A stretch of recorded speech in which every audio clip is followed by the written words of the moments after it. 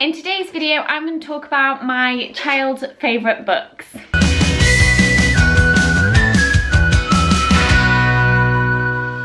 Hi everybody, my name's Chloe and I am the mom to a little girl called India who is currently 10 months old. And on this channel you can expect to see anything from parenting, helping you be the best parent you can. So if you're new here, please hit the subscribe button and let's get straight into the video. So I'm doing books that India really enjoys to read. I know she likes these particular books because she spends a lot of time looking at them. She doesn't kind of thrash them about, and she's happy to look at each page individually. Now you've probably all heard of some of these books. The books that she particularly does like are That's Not My books. I think she likes these because it's like one massive print photo and it's only a few words for me to read, and she can feel the book as well, which she likes to do quite a lot.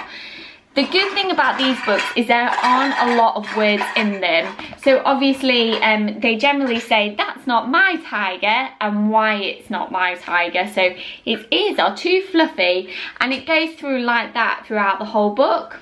The good thing is obviously there's not many words, so she doesn't get bored easily. She's going through this phase at the moment of wanting to turn the pages. So because she's still quite young, she can only really turn this page because it overlaps, and she can flick it open and then she can shut it. So obviously that gets a bit difficult when it's a full-blown story. We definitely, or she and I both definitely like these books. So this is another example of a That's Not My book.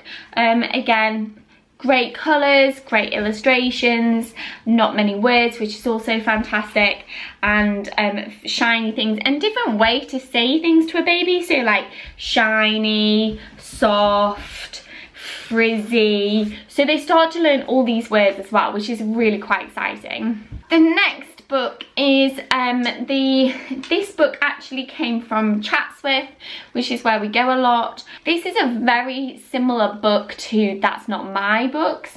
It's obviously got the touchy-feely bits in it, which is really nice big words, great colours, and not many words at all. So she really enjoys looking through this book as well.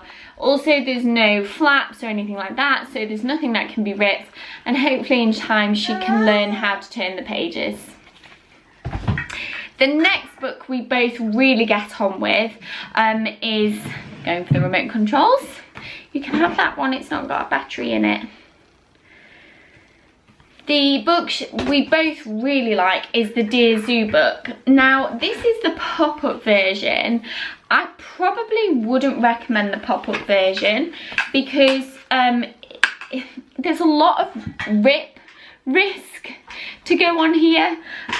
So obviously they can pull these bits, and then if they pull it, it's all broken, and there's no way that you can probably, well, there probably is a way you can stick this on, but you know, it's probably just not the best.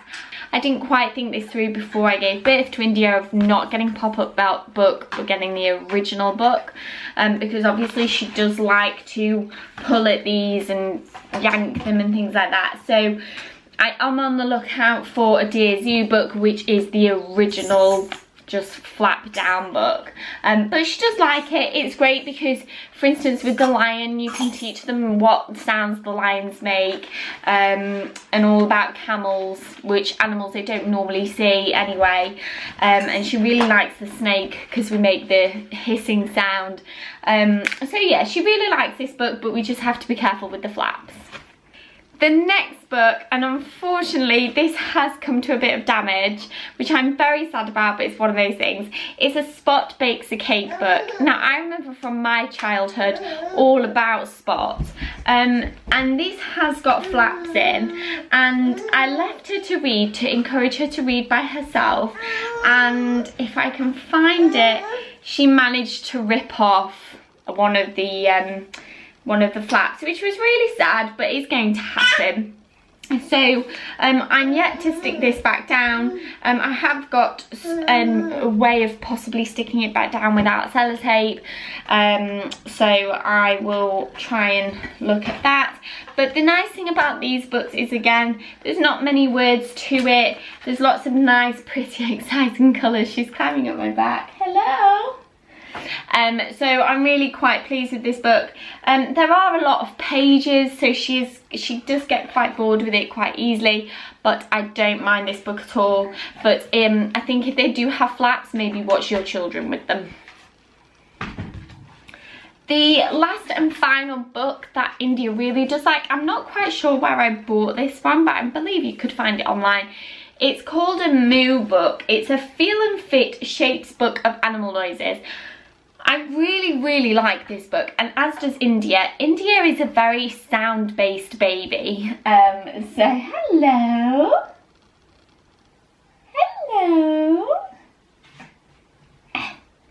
India is a very sound-based baby, so whatever sounds you make, whether it be through a shaker, through singing, or through animal noises, she's very intrigued by what you're doing. So we will go along this book and say ba for sheep and moo for cow, and she will be really interested, and she will look and study the images. She won't be in a rush to flick through the pages. She won't be in a rush to shut the book, which is absolutely fantastic. I think the illustrations are great, and also the nice thing is that these bits stick out, so she can have a look at them and actually see what they're like.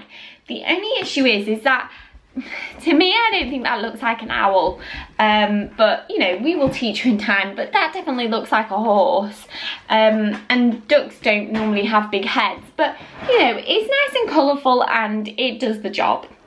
Thank you so much for watching, and if you are new here, please think about subscribing, and I really hope to see you in my next video. Thanks for watching, guys. Bye!